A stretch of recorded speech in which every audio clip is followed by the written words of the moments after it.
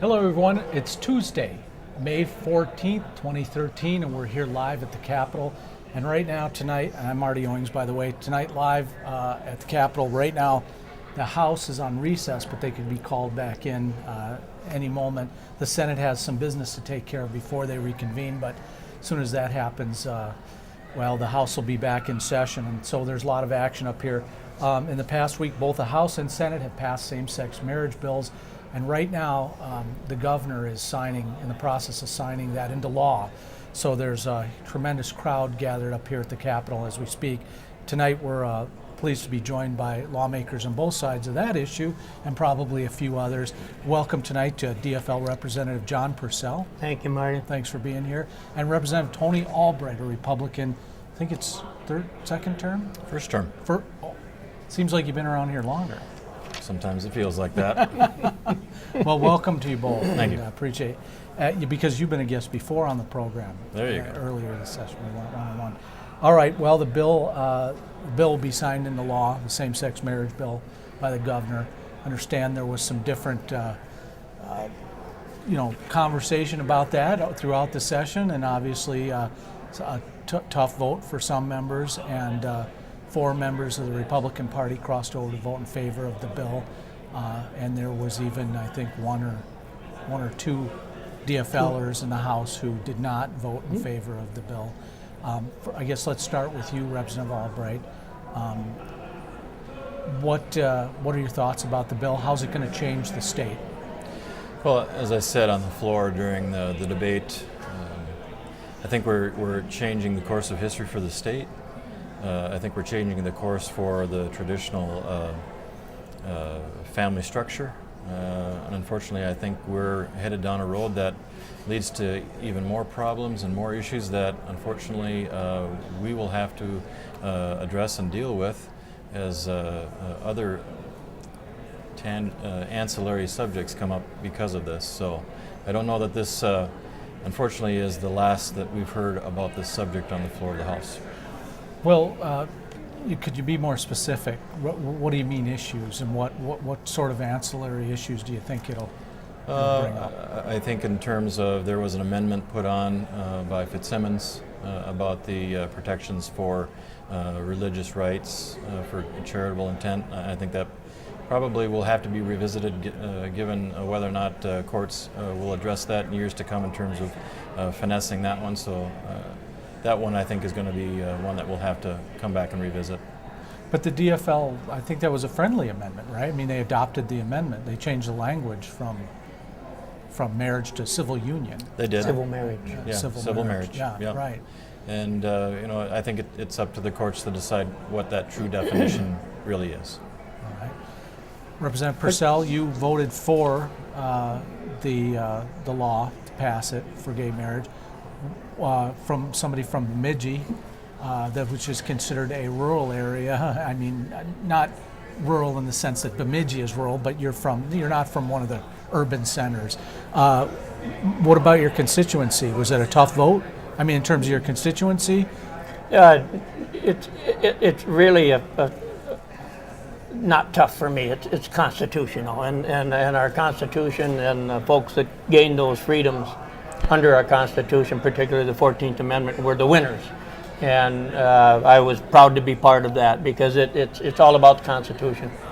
We don't do many things well in government, and what we do is with contracts. And as you know, our current statute talks about marriage being a civil contract. And so what we did was we extended that civil contract to any two human beings that want to enter into it. And unfortunately, the word marriage got into our statute some time back. It's a religious word.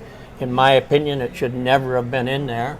And now we have clarified that by putting the word civil before the word marriage throughout statute now for everybody. And that clarifies that it's a non-religious context for that, as we use it in law as a contractual relationship. Really didn't have anything to do with religion, didn't have anything to do with love as far as that goes. We don't do love in government. we try and take care of people. That much as a parent, Representative Persell. Elders and children, we try and take care of them, Yeah, but no, it's about yeah, contract law. right, That's right. what the word marriage was even in Yeah, our sure. statutes for. So the Constitution won out, and I'm very proud to be part of that. Objections on any other grounds other than the controversy it might create in terms of the contractual language in the law? Well, for me, it goes back to at the end of my life, I'm going to have to stand before my Creator God, and I'm going to have to account for the decisions I make. And from His Word, it does say that a marriage is between one man and one woman, and I believe that, and I stand on that. What about your colleagues, Representative Albright, who voted in favor of it? Have you spoken with Representative Fitzsimmons or any of the other representatives who voted in favor of the bill? What were their thoughts? Well, I think every one of the caucus members of mine that voted against it certainly had their own constituencies to deal with and to address. I think in Representative Fitzsimmons' perspective, he was looking out for the best interests and the safeguard the protections of religious freedom, and that's why he provided and brought forth the amendment. So, but for the four that voted in favor of the bill, I think they would say is that they would like to speak for themselves rather than hear someone put words in their own mouth. So I'll defer to their own consciences and their own just decision-making process. Mm-hmm. No, I can appreciate that. We did extend an invitation to at least one of those representatives, and they did not respond. For you, Representative Persell, let's talk about the two Democrats who voted against the bill. Have you spoken with them? We, by the way, invited both of them. They declined to appear tonight. I have not spoken with them, and really don't have any plans to. And I'm confident that they'll speak for themselves as time goes on and as they see fit. This was an issue that, as I said earlier, it got taken up in a religious context, and it should never have been there, because having marriage in our state and federal statutes violates the First Amendment, in my opinion. The separation of church and state should never have been in there. So that makes it a tougher issue, I think, for some folks, and it really needs to be. And the Constitution, we upheld that. And I don't think it's going to end up being a real big deal. And I think 5 years from now, we'll look back and realize that we made the right decision to uphold our Constitution and protect the religious freedoms of individuals who want to make sure that those protections are there. And that's part of the Constitution, religious freedoms, and I'll fight for that as well. And I believe we accomplished that by putting the word civil into our law at this time with the word marriage. Well, let me ask you the same question I asked Representative Albright.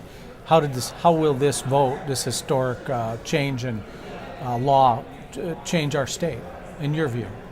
I don't expect an overwhelming change as some years roll by, honestly. And I believe that individuals, we saw a lot of them today out on the Capitol grounds here, are going to really, and they do, feel this freedom. And it's something, having come through the civil rights era of the 60s. I remember much of those conversations. I've even quoted some of that on the House floor, Martin Luther King.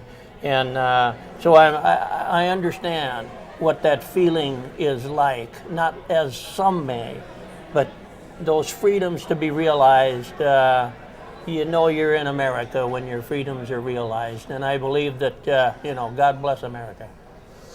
Well, hard to argue with that. Any response?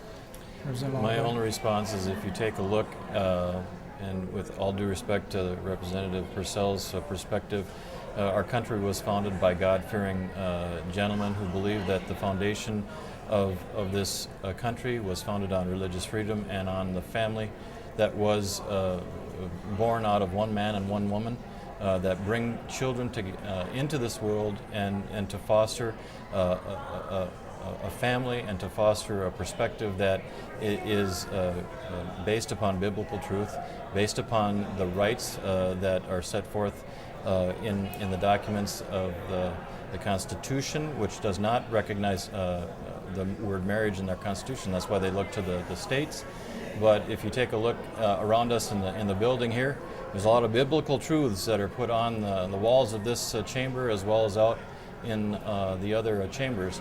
And I think we're going down a path that fails to recognize how this nation and how this state was founded.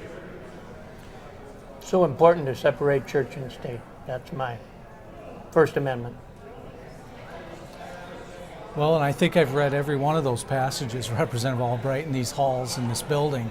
Not one of them says anything about marriage, but I understand where you're coming from on that. I appreciate that. I understand the perspective Representative Albright's bringing, and you know, I'll fight for his right to have that perspective. That's what America's all about. Right. Well, I understand that's part of the process. Well, let me ask you, Representative Albright, turning our attention to budget issues momentarily. I understand that the governor has invited legislative leadership down to discuss the budget, but in this case, it sounds like leadership doesn't mean minority leadership. It just meant DFL leadership and the governor. I guess not unusual when the governor and the parties are in majority, but how does your party leadership feel about being excluded from the discussions on the budget with the governor? Well, when you're... Or is it important? I think there's an understanding that when you're in charge of both the House, the Senate, and you hold the keys to the corner office, it is your right to make those decisions based upon what you feel is in the best interests of your constituency, the people that got you elected. From the minority's perspective, we understand. Do we like being shut out? No, but we understand that when you own the car and you've got the driver's license to drive it, you're just along for the ride in some respects. Well, what about that, Representative Persell? Is it are you getting all perspective as Tony, Representative Albright mentioned? If you're excluding the rest of the elected officials that the people put up here? I would just offer to you that we get substantial perspective from the Republican side of the aisle, and we have through all of the processes, the committee processes, and we have taken some of those perspectives, and they're part of the budgets that we see. So this is the leadership is there to lead, and I think that's what's happening now, and we're all antsy to get it done. So that's how I feel.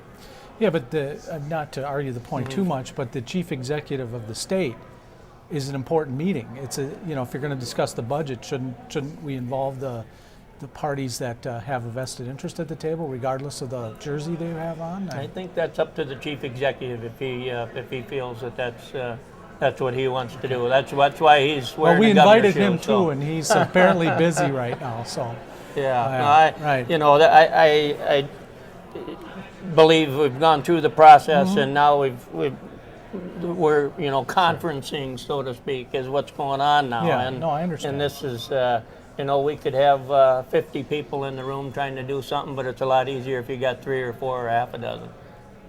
Very good. Well, I bring it up because it's it's an important issue, and I think maybe I'm naive, but I think people think that there's this level of cooperation that's being put forward to them at the beginning of the session, especially. Everybody says they're going to get along, and somehow that. I think we're getting along pretty darn good myself, and I recall the frustration 2 years ago, your side. and going through the shutdown and all of that, and we wondered what was going on and why, but we aren't quite there was going DFLers involved in those conversations, though. To some extent. Yeah. Okay. To some extent. Fair enough. let's talk about a little piece of legislation, a couple of little pieces that have slipped under the radar, I think, in the media a little bit. What's the deal with the campaign finance reform, and why do you guys need more money to run for offices in your districts? I mean, isn't money part of the problem in politics? I understand you guys are going to pass a campaign finance bill that allows greater spending. And what's the impetus behind that, and why do we need more money in politics, especially local? Yeah, well, I believe that the campaign finance, the committees that looked at this issue took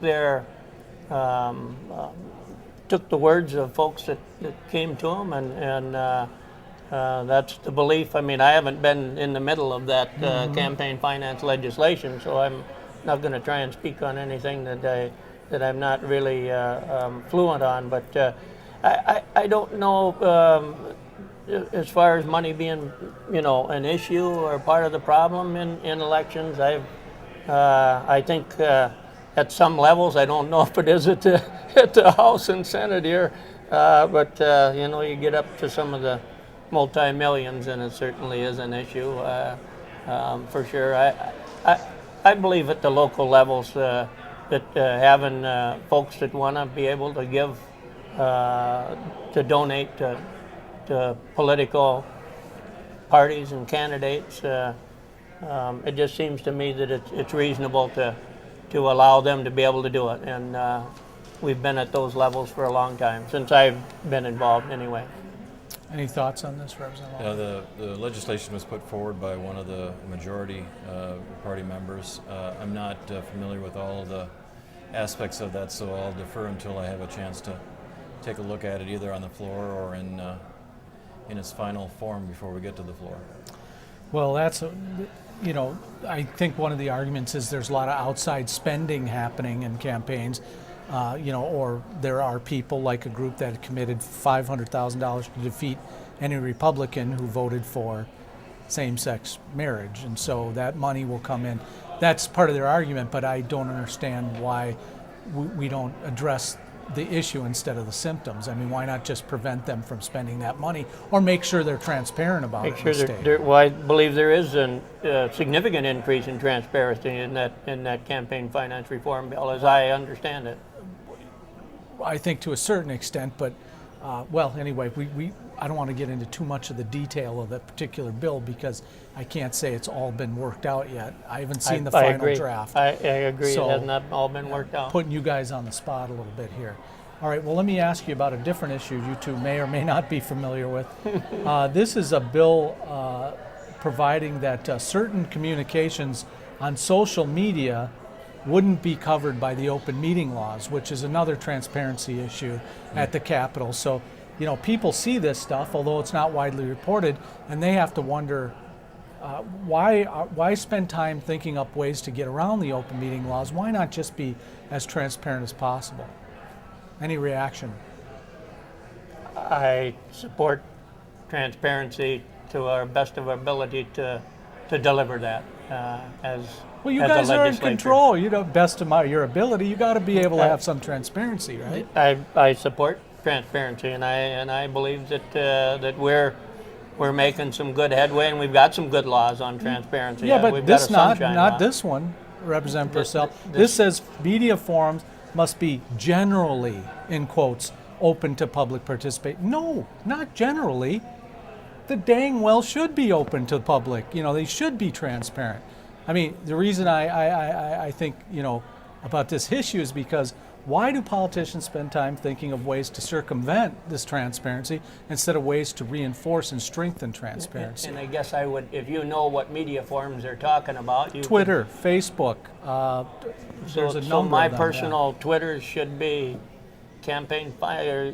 It should be subject to transparency if you and other lawmakers are deciding on issues which affect the people of the state, which should be discussed in an open meeting. That's I guess. I believe that a lot of that is addressed. We can't. I know as a town board member, we couldn't get on the phone and do that. Right, and that's a form of electronic communication. But in the social media world, if you can brand, if you will, rebrand sure. electronic media to social media, then this is a bill that seems to circumvent that. And I don't see enough concern about it up here. The only thing I know for sure is I don't want I don't want government intrusion on my privacy either. Sure, absolutely. And that so that's there's a big trade-off there. So I don't know exactly how we're going to come down on that reform, but certainly. Will you look into it, Representative Persell? Do you have a bill number? Right there. 653. 653. It's sure. Winkler, Quam, Driscowski, and Simon are the authors. Sounds like quite a crew. Yeah, well, absolutely. Well, I won't hold judgment on that, but definitely, Representative Albright, any input on this? I think just as Representative Persell kind of laid out, there is a difference between open meeting law and the Privacy Data Privacy Act that we struggle with on a regular basis, whether it be with medical records, whether it be with your financial records, whether it be with personal correspondence. That really, there is a bright line, but unfortunately that bright line has been squished into more of a gray area. That legislation, I think, with looking at it there, it needs to be heard in a robust debate, and the particulars of it talked about, whether it be on the floor or in committee, because that certainly goes to the point of, as you shared, the issue of transparency with the dialogue that we have regarding measures that affect every person's life, every hardworking citizen of this state. So it should be properly vetted. Well, pass no judgment until that happens. No, I can appreciate that. I'm just thinking, as you're speaking about that the rules should be, maybe I'm just Fred Flintstone in this thing. I'm just a kid from St. Paul. But if it has something to do with the people's business, it's not private. If it has something to do with your private business, it is private. You should keep it to yourself. I agree, right? but I don't want anybody coming at my table at home and when my wife and I are having dinner and Absolutely. we're talking about No way. We have to have some lines. I understand. For sure, and we are talking about some relatively new media. As I said, the phone conversation between three members Pretty of a town clear board. cut. It is. Yep. It's clear cut. You can't do that, and outside of a regular meeting. But so having that line with a tweet, for instance, and how many people were on that tweet, and did it get out and go viral, and and who responded? But it's the principle of the thing, Representative Persell, isn't it? Well, sure, it's the principle. Who's going to ride herd on it, and how much is that going to cost? Taxpayer money. I mean, the principle now, takes hang us on, to taxpayer money, right? You guys, You're talking to a Yeah, but now conservative Democrat here. but now Come you're- on. Ride herd. You guys are in charge of making sure that you're following the laws of the state. Let's create more government. Well, wait, now hang on a second. Now, just take the laws that already exist and put Right? them in and More enforce them government. on it. All right. What do we got, Cliff? We got any stuff from the Twitter sphere for these guys and the Facebook? We've been hearing a lot about, obviously, the Cambridge Amendment and what's been going on there. But how do you guys think that will affect the next election? Something do you think that will help the Democrats? Great question. I expect little or no impact myself. I think that this debate started a number of years ago, and unfortunately this was the galvanizing moment for completion of a discussion with the state that probably started 30 years ago, and it came to a kind of a climactic ending on Thursday last week in the House, and it came to a climactic ending per se in the Senate on Monday. So I think that in most people's minds, and Representative Persell I think agrees with this, most people's minds were made up, and so to the effect that it energizes either side in the next election will remain to be seen. But I think, as you've seen, it certainly will bring people out based upon who they thought was going to vote a certain way or otherwise, and it might just refine their perspective on life going forward and how to get involved in the electoral process. Can you type that fast, Cliff? Are there any other questions out there? Okay, thank you. And thanks to whoever submitted the question. Appreciate you tuning in. And so last question for you. You both sit on jobs. Your colleagues on the jobs committee. How many jobs has this 2013 legislative session been able to create for the folks in Minnesota? Well, we've got, 89 or 90 million in some business development, job development funding, if we get that part of our budget completed. That part of it, I think, is, we're sitting pretty good. There hadn't been much funding in the job creation arena over the last couple of years. So I don't know how many jobs it's gonna create, but I think it'll help keep us on the trajectory that we started some years ago with at the federal level and the state and the state level with stimulus package that President Obama was kind enough to pursue, and we got to support that, and we're reaping some benefits of that now, and the economy has turned around. It's been a bipartisan effort, I believe, to get our economy back turned around. So I think we're going to be poised fairly well, and we certainly hope, and a big part of what we need to do in the state is really get into we're very much wanting, I know on the majority side, on Democrat, a good bonding bill and just infrastructure. So why take that on in an off year, by the way? Because we need stuff done. We could bond $1 billion for every biennium for 10 years and not have all the sewer and water needs met in this state, and the roads and bridges. We have so much needs. We've let things go over the last 15 years. All we've done over the last 10 years is raise property taxes, and we haven't done anything with it. So we have some opportunities, and we're putting money into schools, and I think we're gonna have some jobs coming out of that too. Numbers? Any numbers of jobs? Any way to quantify that? Oh, golly, no, I think it would be a miscalculation at this point to try and predict. But you can look at the trajectory that we're on economically here with revenues, and I believe that we see job creation and a several percent increase coming on. I think what was last month was 10 million over the previous month, if I remember right, for revenues. So we're seeing some good positive movement, and building permits are up, I think, around a lot of the state now. I know they are in my area. Okay. So there's some good movement, positive movement. Representative Albright? Well, I appreciate Representative Persell bringing up the job creation and the growth and the trajectory of the state's economic climate, because that is the outcome of the last 2 years, which was under Republican control.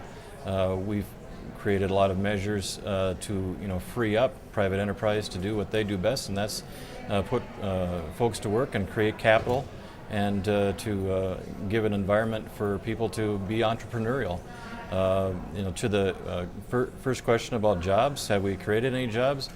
We've given, I think, some incentives and been a catalyst for the potential for jobs in the private sphere to be created, but I can say for certain that the outcome so far is about 1,300 government jobs that have been created because of the additional programming and the additional projects that we put on the books. So to the extent that anything is certain is that we've created more government infrastructure that may very likely be an impediment to future private enterprise growth.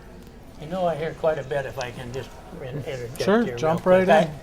That the Republicans taking credit for the economic growth, and I agree. There's, as I said, it's been a bipartisan effort, but over the last 2 years, the stage was not set for what we're seeing today. The stage was set back in the stimulus package from the federal government and some bonding that was done over the last 4 or 5 years. That's all been part of the equation. And we're moving forward. We're going to pay back a deficit. We're going to pay back schools. That's part of what we're doing now in a budget, and balancing a budget in a fair and honest way. So we're trying to move forward together as a state, and I believe we're on we're on a good path to do that.